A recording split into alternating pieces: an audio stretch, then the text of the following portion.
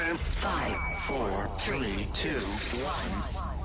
Broadcasting live from the Newsmax studio in New York City. A fusion of politics, commentary, entertainment, and sports. Steve and his team bring you the latest news and opinion now. Here is Steve Malzberg. All right, folks, some breaking news. The market took a hit today among the concerns of Wall Street, the default in Argentina, and the Dow closing down 316 points. Last I was able to check, I believe that is a final close. Also, the NASDAQ took a 93-point hit, and the S&P finished down 39 points. Losing all the profits or the run-up that they made in the month of July. And, of course, today, the last trading day of the month of July. So we'll see how the market will react tomorrow. Tomorrow morning, we have the jobs numbers. We had the GDP numbers, of course, earlier. Steve Forbes, by the way, will join us a little bit later on in the show, top of the next hour, to talk about all of this. So make sure you keep it tuned right here. We also have some news on the bill that did not come to the floor of the House for a vote. The emergency humanitarian aid bill for the children who have come to the border.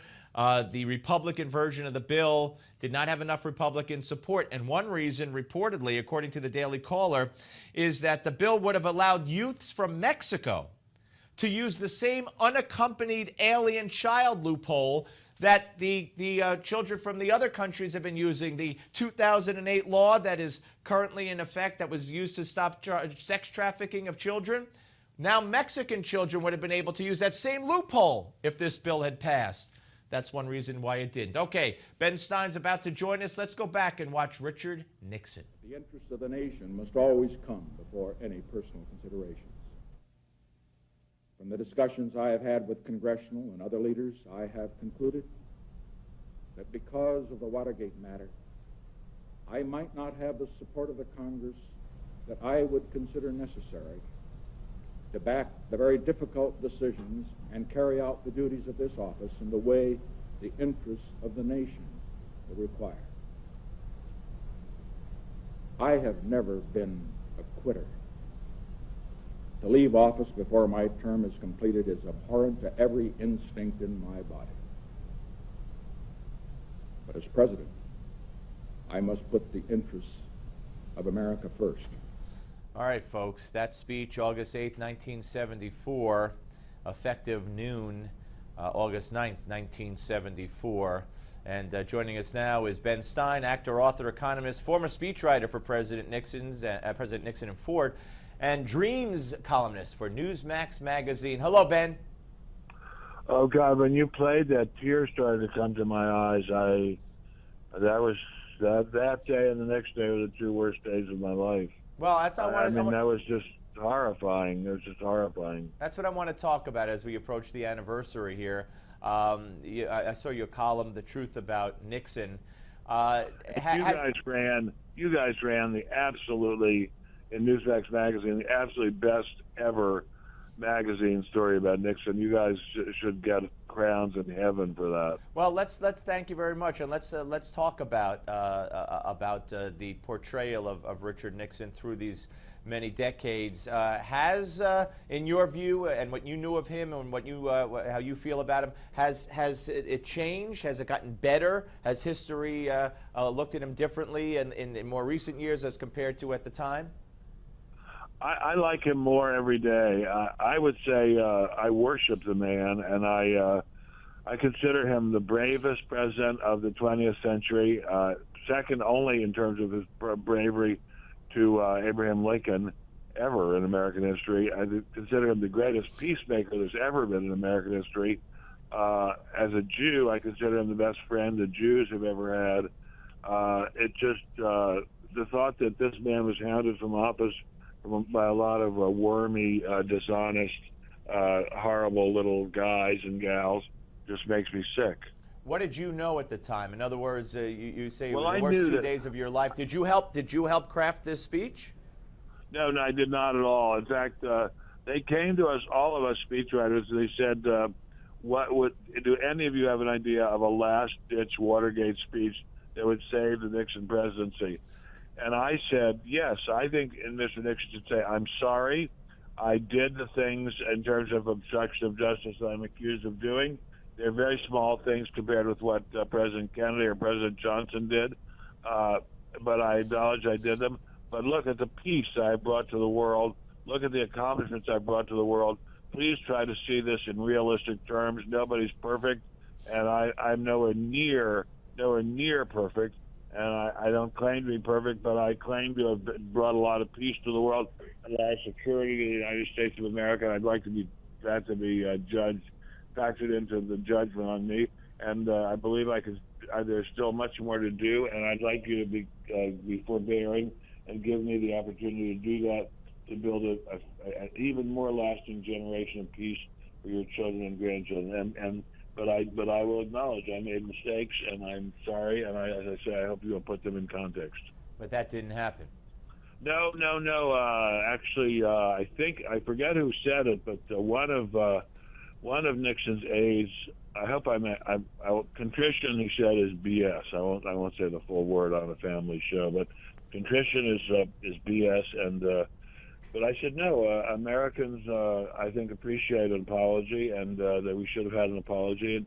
But Nixon at that point was in a very, very emotional state. A very, very, very emotional state. I mean, I don't think anyone knows except Julie and David and Tricia and a few other people just how, and of course Mrs. Nixon is now long gone, how emotional he was. But I happened to learn just by chance just how far gone he was emotionally, and so it wasn't going to happen that he was going to be able to make a rational decision like that.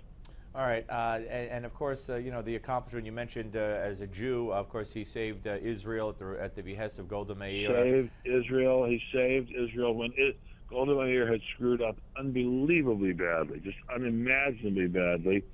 And Mr. Nixon saved Israel, and something no other president has ever done, not even come close to doing. By sending the military supplies that they needed. Sending military supplies. No American soldier has ever been sent to fight for Israel. There's never been an American life lost fighting for Israel. There was a terrible incident of the U.S. Liberty where Israeli planes accidentally strafed a U.S.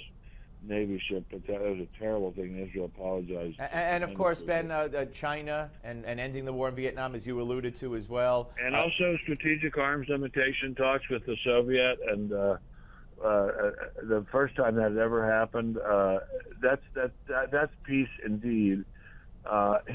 We lived until the rise of the Islamic terrorists in a world of peace that Richard Nixon had made for us. He set about to create a generation of peace, and he did it. And it's just an astonishing achievement. And now it's all been torn away by the Islamic extremists and by the incredible weakness, unbelievable weakness of Barack Obama. I want to get to that, but I also want to say my memories, besides of Nixon the politician as a kid growing up, when I started my career in sports at WABC Radio and covering the Yankees, and he was a frequent guest of George Steinbrenner in the private box, which was right next to the press box, and we would see him there often. We almost had, I know he listened to the sports talk show hosted by my mentor, Art Rush Jr., may he rest in peace, and we almost had him on. He was going to come on, but that never worked out, and that would have been a real thrill. But he was a great sports fan as well. He was a huge sports fan. I will tell you a funny story about Richard Nixon, funny and sad. When he moved from Southern California back to the east to be near his daughters, there was a farewell party thrown for him at his house. He greeted everyone rather perfunctorily, and then just went right back to his living room, to watch the Dodgers. And I happened to just be heading in there to use the bathroom, and there Mr. Nixon was. And he said, "Sit down, Ben, watch the game." And it was amazing. He was a huge sports fan, gigantic. And in fact, one of his major speeches, I forget, I think on Vietnam, a huge subject at the time, it would change the day of it so it wouldn't conflict with the Super Bowl. All right, and one more. We got a couple of minutes left. Last time you were on the show here, you made some news talking about Jew hatred in the media. I've got to say, today Joe Scarborough turned on Israel. That's just an example, but I got to say, it's only gotten worse. The coverage. No, it's gotten worse. The coverage has gotten worse. Jews are not allowed to defend themselves. Jews are not allowed to take up arms and defend themselves. Any other country that's being hit by 100 rockets a day would carpet bomb the country that's doing that to it. Israel doesn't do it. Israel sends warnings to people it's about to bomb. Yesterday on the CBS News, and I love CBS News, and I sometimes work for CBS News, I love them, but they showed a long excerpt about Palestinian children being hit by bombing from Israel, and then only long into it did they say this was in response to 27 rockets being shot at Israel during a 2-hour ceasefire. So, I mean, Israel is not allowed the same privileges as other countries, and that's good. And that's because of they're Jews. I mean, it's not. People in the world just are terrified of Jews, and it's a very, very sad state of affairs. You know, the Canadian Prime Minister yesterday came out in unabashed support, unconditional support of what Israel was doing, and I'd love to hear some more foreign leaders. I'd love to hear some more domestic leaders talk like that. Well, you know, it's amazing. Are you calling me from New York City? Yes, sir. Okay. You guys had 2 days ago or 3 days ago a big pro-Israel rally. Your mayor, de Blasio, did not either attend or even send a message, and neither did the head of your city council. And that is a real disgrace. Not surprising, though, I must say. Hey, by the way, folks, if you want to read Ben's column and so much more, be sure to get the latest issue of Newsmax Magazine by visiting newsmax.com/magazine. Couldn't be easier, right, Ben? Newsmax.com/magazine. Great to talk to you, sir. It's a great magazine. My column is just one teeny little part of it. It's a great magazine. Well, we love having you. We're honored to have you on the show, as always. Thank you, Ben. Thank you so much. Bye-bye. Have a nice day. You Bye-bye. too. All right. Ben Stein, ladies and gentlemen. Very interesting conversation, and we'll be back with more of the Steve Malzberg show right after this, so don't you go away. And, of course, you're watching Newsmax TV.